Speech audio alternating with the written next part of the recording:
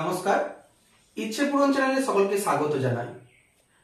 আগের দিন তোমাদের দ্বাদশ শ্রেণীর নতুন সিলেবাস অনুযায়ী রাজবাহন চরিতম পাঠ্যাংশের গল্পের বিষয়বস্তু তোমাদেরকে পড়িয়েছি। আজকের দিনে নিয়ে এসেছি তোমাদের সিলেবাসের থেকে অন্তর্গত যোগ কর্মসু কৌশলম এই পাঠ্যাংশটি। তাই সকল ছাত্রছাত্রীদের উদ্দেশ্যে বলবো, তোমরা ভিডিওটাকে কেটে কেটে না দেখে সম্পূর্ণভাবে দেখো, আশা করি তোমাদের উপকার হবে।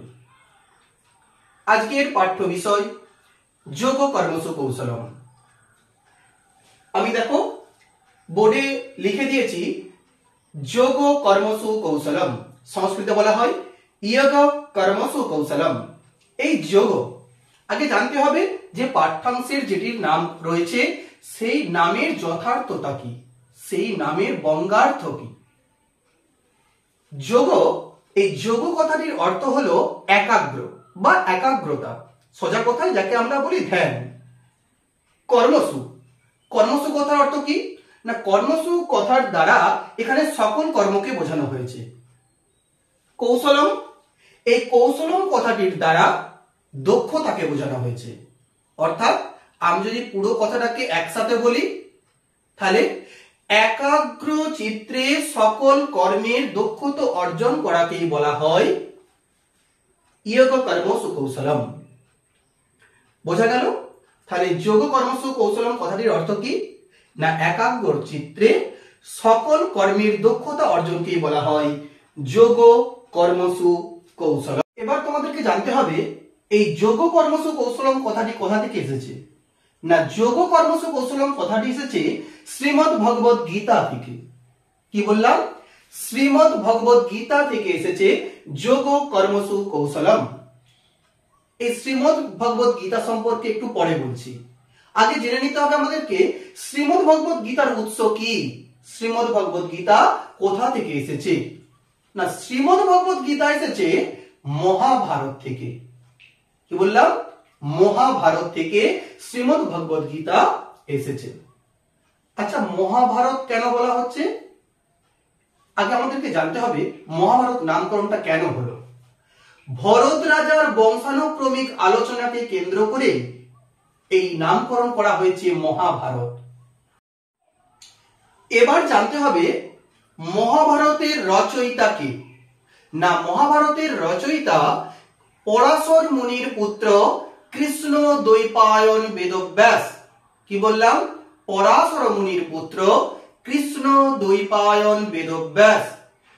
কৃষ্ণ দ্বৈপায়ন বেদব্যাস অর্থাৎ এই যে কৃষ্ণ, কৃষ্ণ কথার অর্থ কি না, কৃষ্ণ কথার অর্থ কালো। আসলে বেদব্যাসের গাত্রবর্ণ ছিল কালো, তাই নামকরণের সময় রাখা হয়েছে কৃষ্ণ। দ্বৈপায়ন, তিনি দ্বীপে জন্মগ্রহণ করেছেন, তাই ওনার নাম দ্বৈপায়ন। আর বেদব্যাস কেন বলা হয় না, তিনি বেদকে বিভক্ত করেছেন, বেদকে বিভক্ত করেছেন, তাই বেদব্যাস বলা হয়। অনেকে আবার ব্যাসদেব বলেন। যাই হোক, আমাদেরকে মূলত জানতে হবে যে মহাভারতের রচয়িতা কে। মহাভারতের রচয়িতা কৃষ্ণ দ্বৈপায়ন বেদব্যাস। এরপর তোমাদেরকে জানতে হবে যে মহাভারতের শ্লোক সংখ্যা কত। দেখো, এগুলো যদি তোমাদেরকে আমি না বলি তাহলে এবারের পরীক্ষায় যে এমসিকিউ প্রশ্ন করবে তোমরা কিন্তু সঠিকভাবে পুঙ্খানুপুঙ্খ উত্তর দিয়ে আসতে পারবে না। হয়তো তোমাদের মহাভারত পাঠ্য বিষয় নয়, কিন্তু মহাভারতকে কেন্দ্র করে শ্রীমদ্ ভগবত গীতা, শ্রীমদ্ ভগবত গীতার তৃতীয় চতুর্থ অধ্যায়কে কেন্দ্র করে কিন্তু ইয়োগ কর্মসু কৌশলম এই পাঠ্যাংশটা। তাই একের সাথে একের লিঙ্ক কিন্তু সেকুলের মতো। তাই তোমাদেরকে মহাভারত সম্পর্কেও কিছু জ্ঞান উপলব্ধ করতে হবে। মহাভারতের শ্লোক সংখ্যা কত না, মহাভারতের শ্লোক সংখ্যা হলো 1,00,000। তাই মহাভারতের অপর নাম শত সাহস্রী সংহিতা। কি বললাম? মহাভারতের শ্লোক সংখ্যা 1,00,000, তাই মহাভারতের অপর নাম শত সাহস্রী সংহিতা। বানানটা বলে দিই, তালব্যস্য ত, সাহস্রী দন্তেস্ব আকার, হ দন্তেস্ব রফলা দীর্ঘই, দন্তেস্ব অনুস্কার, হয় রস্যই তয়াকার। এই হলো শত সাহস্রী সংহিতা। এবার এই মহাভারত তো জানলাম, মহাভারতের কোথা থেকে নেওয়া হয়েছে শ্রীমদ্ ভগবত গীতা না, মহাভারতের 18টি পর্ব রয়েছে। 18টি পর্বের 6ষ্ঠ নম্বর পর্বের নাম হলো ভীষ্ম পর্ব। কি বললাম না, মহাভারতের 18টি পর্ব রয়েছে। 18টি পর্বের মধ্যে ষষ্ঠ পর্বের নাম হলো ভীষ্ম পর্ব। এই ভীষ্ম পর্বের 25তম থেকে 42তম অধ্যায় হলো শ্রীমদ্ ভগবদ গীতা। আবার বলি যে ভীষ্ম পর্বের 25তম থেকে 42তম অধ্যায় হলো শ্রীমদ্ ভগবদ গীতা। এই হলো শ্রীমদ্ ভগবদ গীতা। এবার গীতা যে আমি বললাম শ্রীমদ্ ভগবদ গীতা 25 থেকে 42তম অধ্যায়, এই গীতার বিষয়বস্তু কি? গীতা যদি না আমি জানতে পারি তাহলে কিন্তু এই ইয়োগ কর্মসু কৌশলম পাঠ্যাংশটা সঠিকভাবে উপলব্ধ করতে পারবো না। গীতা সম্পর্কে কিন্তু কিছু সার কথা আমাদেরকে জেনে রাখতে হবে। শ্রীমদ্ ভগবদ গীতা কি না, শ্রীমদ্ ভগবদ গীতা হলো কুরুক্ষেত্রের রণাঙ্গনে মূলত কৌরব বংশ আর পাণ্ডব বংশ, কৌরব বংশ এবং পাণ্ডব বংশ তারা ভূমিকে কেন্দ্র করে অর্থাৎ সম্পত্তিকে কেন্দ্র করে উভয় ভাইয়ের মধ্যে কলহে লিপ্ত হয়েছিলেন।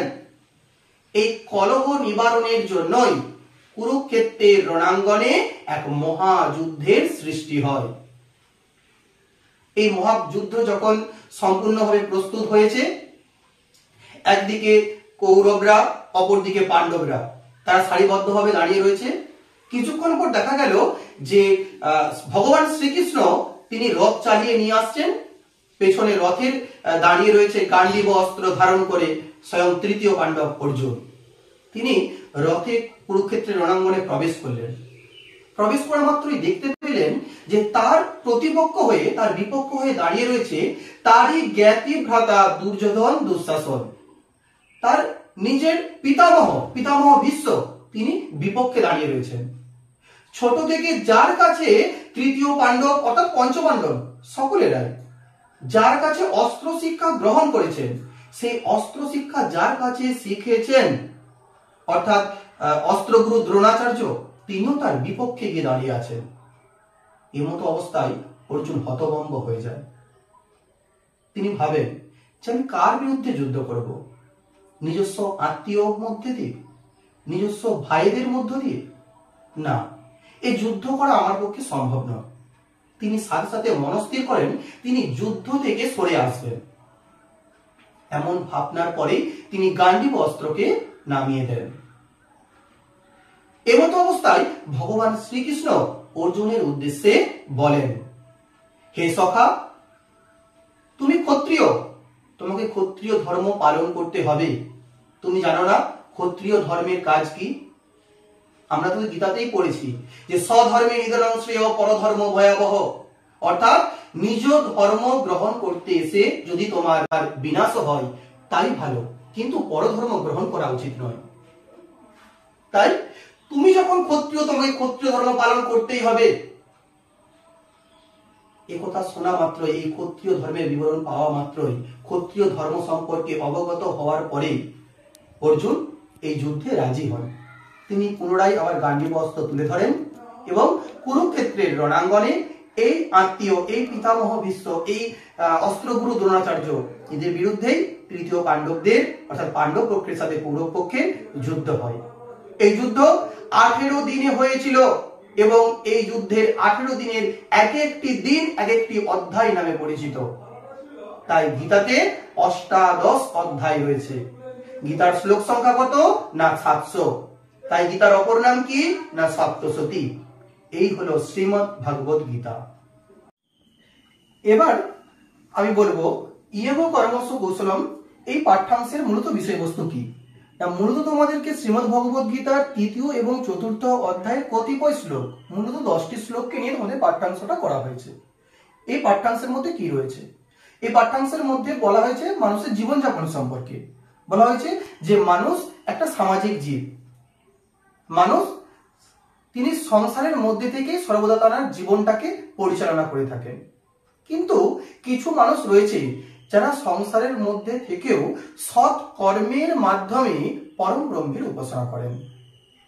যারা সৎ কর্মের মাধ্যমে, সৎ পথের মাধ্যমে পরম ব্রহ্মের উপাসনা করেন তারাই হলেন মহান আত্মা বা মহাত্মা, যাদের বলা হয় তারাই হলেন মহাত্মা। আমরা উদাহরণস্বরূপ যদি বলি, রামকৃষ্ণ পরমহংসদেবকে জানি, আমরা স্বামী বিবেকানন্দকে জানি, আমরা সাধক বাবা খেপাকে জানি। তো ওনারা কিন্তু সংসার জীবনে ছিলেন, কিন্তু এমন ব্যক্তি রয়েছে যারা নিজের ইন্দ্রিয়গুলোকে সংযত করেও তারা কিন্তু মনে মনে কামনা ভোগ বস্তু নিজের মধ্যে উপলব্ধি করেন। এই সকল ব্যক্তিদেরকে বলা হয় কপটাচারী বা মিথ্যাচারী। কি বললাম? যে সকল ব্যক্তিরা কর্মেন্দ্রিয়কে সংযত রেখেও নিজস্ব মনের ভেতরে বা মনে মনে ইন্দ্রিয় ভোগ্য বস্তু সম্পর্কে আলোচনা করেন বা উপলব্ধি করেন, তাদেরকেই বলা হয় কপটাচারী বা মিথ্যাচারী। এবার আমাদেরকে জানতে হবে যে আমরা পরম ব্রহ্মের উপাসনা করব কি করে। না, পরম ব্রহ্মের উপাসনা আমরা করতে পারবো বেদ বিহিত কর্মের মাধ্যম দিয়ে, বেদ উপাসনার মাধ্যম দিয়ে। এই বেদ কি? না, বেদ হলো নিত্য, বেদ হলো পরম ব্রহ্ম, বেদ হলো সর্বব্যাপক। বেদের সৃষ্টি কোথায়? না, পরম ব্রহ্মের মুখ থেকে বেদের সৃষ্টি হয়েছে। তাই বেদ উপাসনার মাধ্যম দিয়ে কিন্তু আমরা ব্রহ্মকে জানতে পারবো। গীতাতে উল্লেখ করা আছে, ব্রহ্মপর্ণং ব্রহ্মহবি ব্রহ্মাগ্নৌ ব্রহ্মণাহুতম ব্রহ্মব্যতেন গন্তব্যম ব্রহ্ম কর্ম সমাধিনা। অর্থাৎ জগতের সকল জায়গায় ব্রহ্মের বিরাজ। বলছে যে যাজ্ঞিক যিনি যজ্ঞ করছেন তিনি নিজেও একজন ব্রহ্মস্বরূপ। তিনি কি আহুতি দিচ্ছেন? ঘৃত আহুতি দিচ্ছেন। এই ঘৃতও কিন্তু ব্রহ্মস্বরূপ। কার মধ্যে রেখেছেন? একটা পাত্রের মধ্যে রেখেছেন, পাত্রও কিন্তু ব্রহ্মতুল্য। কার মাধ্যমে দিচ্ছেন? কোথায় দিচ্ছেন? না, অগ্নিতে সমর্পণ করছেন, এই অগ্নিও কিন্তু ব্রহ্মতুল্য। তাহলে ব্রহ্ম সকল জায়গায় বিরাজমান, তিনি নিত্য, তিনি সর্বব্যাপক। মনে রাখতে হবে জগতে জ্ঞানের তুল্য অধিক কিছু নেই। জ্ঞানের মাধ্যমে মহাত্মারা নিজের জীবনকে পরিশুদ্ধ করে তুলেছেন। তাই সবার আগে জ্ঞান লাভ প্রয়োজন। জ্ঞান লাভ করতে গেলে কি করতে হবে? না, জ্ঞান লাভ করতে গেলে নিজেকে শ্রদ্ধাবান হতে হবে। শ্রদ্ধা ভক্তি না হলে, যার মধ্যে শ্রদ্ধা ভক্তি নেই, সে কিন্তু জ্ঞান লাভ করতে পারবে না। আর আমাদেরকে কি করতে হবে? যে ব্যক্তি জ্ঞানী সেই পথে আমাদেরকে অনুসরণ করতে হবে, বা ওনার পথকে আমাদেরকে অনুসরণ করতে হবে। এখানে বলা হয় যে মহাজন যেন পথ স্বপন্থা, অর্থাৎ মহাজনরা যে পথ অবলম্বন করে গেছেন সে পথকেই আমাদেরকে অবলম্বন করা উচিত। এই হলো জ্ঞান, এই হলো পরম ব্রহ্ম। এবার এখানে বলা হচ্ছে, একটা শ্লোকে বলছে কে শ্রেষ্ঠ। বলছে মানব এই যে জড়দেহ তুলনায় ইন্দ্রিয় শ্রেষ্ঠ। আবার বলছে ইন্দ্রিয় তুলনায় মন শ্রেষ্ঠ। আবার বলছে মনের তুলনায় বুদ্ধি শ্রেষ্ঠ। কিন্তু এই ইন্দ্রিয়, মন, বুদ্ধি এই সকলের অপেক্ষা আত্মা শ্রেষ্ঠ। এই হলো জ্ঞান, এই হলো পরম ব্রহ্ম। এটাই তোমাদের মূলত পাঠ্যাংশের শ্লোকের সারসংক্ষেপ, বা যোগ কর্মসু কৌশলম পাঠ্যাংশের সারসংক্ষেপ। আমি প্রত্যেকটা শ্লোক পুঙ্খানুপুঙ্খ এখানে আলোচনা করিনি, কিন্তু এই পাঠ্যাংশের মধ্যে যেগুলো রয়েছে তার কিন্তু কতিপয় জিনিস তুলে ধরে তোমাদেরকে বোঝানোর চেষ্টা করেছি। আজকে এই যোগ কর্মসু কৌশলম পাঠ্যাংশটা আমি এখানেই সম্পূর্ণ করছি। আশা করি তোমরা যারা মন দিয়ে দেখেছো নিশ্চয়ই অবশ্যই উপকৃত হবে, এবং পরীক্ষার খাতাতেও এমসিকিউ প্রশ্ন উত্তর করতে তোমাদের কিন্তু খুব সুবিধা হবে। বেশ, দেখা হবে পরের ভিডিওতে। আর যারা আমার এই ভিডিওটা দেখলে তোমাদের যদি ভালো লেগে থাকে তাহলে অবশ্যই আমার এই চ্যানেলটিকে একটা লাইক, শেয়ার এবং সাবস্ক্রাইবের মাধ্যম দিয়ে আমার পাশে থাকবে। আলোচনা হবে পরবর্তী